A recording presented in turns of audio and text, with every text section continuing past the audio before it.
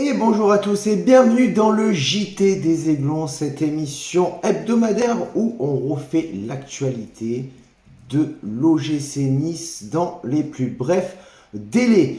On n'oublie pas le partenariat avec Aloura Shop où tu bénéficies de 10% avec mon code promo Tony10 comme toujours sur tout le site internet.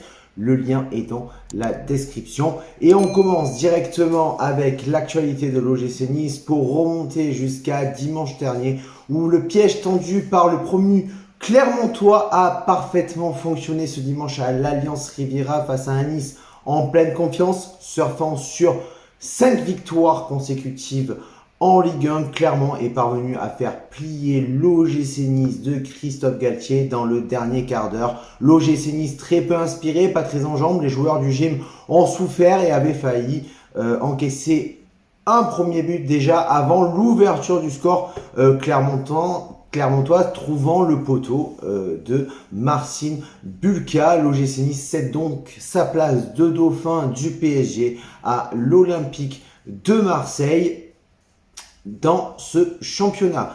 Youssef Attal est sorti blessé lors de la défaite de Nice face à Clermont ce dimanche lors de la 23e journée de Ligue 1. Le latéral droit des Aiglons souffre d'une fracture de la clavicule et ne jouera pas avant un bon moment. Donc rentré plus tôt de la CAN 2022 après l'élimination de l'Algérie, Youssef Attal ne pourra pas continuer pour l'instant avec l'OGC Nice.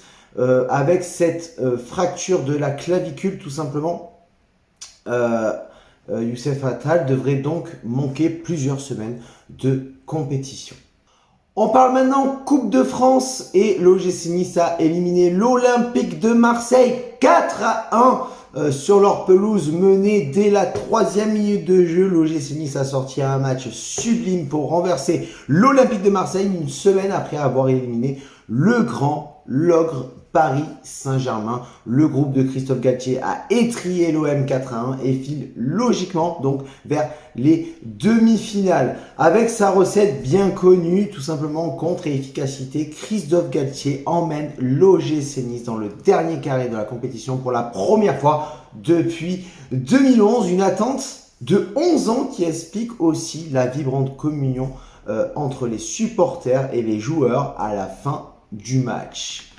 Le gym va croiser du coup la route de Versailles en demi-finale puisque les tirages au sort des demi-finales de la Coupe de France s'est déroulé à l'Alliance Riviera dans la foulée sur le large succès de l'OGC Nice face à Marseille. Il a été effectué par le sélectionneur Didier Deschamps, le sélectionneur de l'équipe de France. L'OGC Nice se déplacera donc sur le terrain de Versailles, pensionnaire de National 2 et vainqueur de Bergerac-Périgord en quart de finale.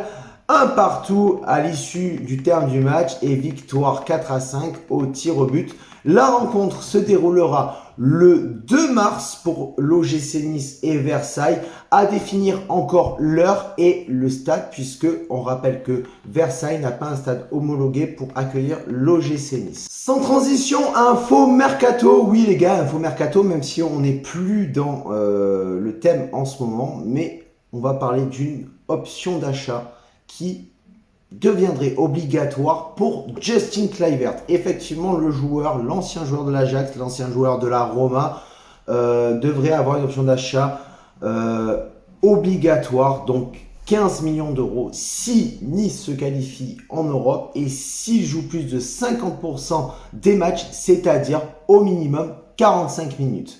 Donc l'option d'achat de Justin Kluivert deviendrait obligatoire si ces termes du contrat sont tout simplement validés.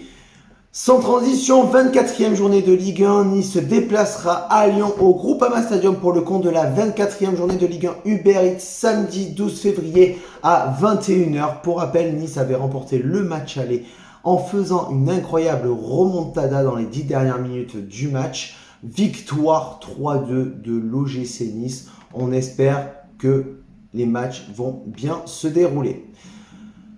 On continue toujours face à Lyon et maintenant c'est le retour espéré des joueurs face à Lyon, tout simplement par Christophe Galtier qui se plie comme beaucoup nombre de clubs en Ligue 1 et dans le reste de l'Europe au protocole sanitaire du Covid.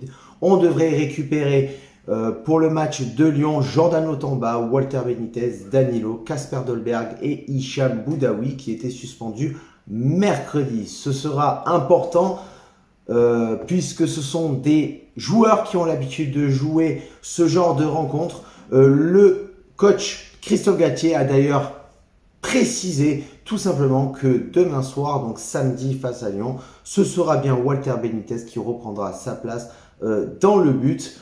Au niveau des blessures, toujours Jordan Amavi avec une entorse du genou et Youssef Attal avec sa fracture de la clavicule plus tôt citée dans la vidéo sont toujours indisponibles.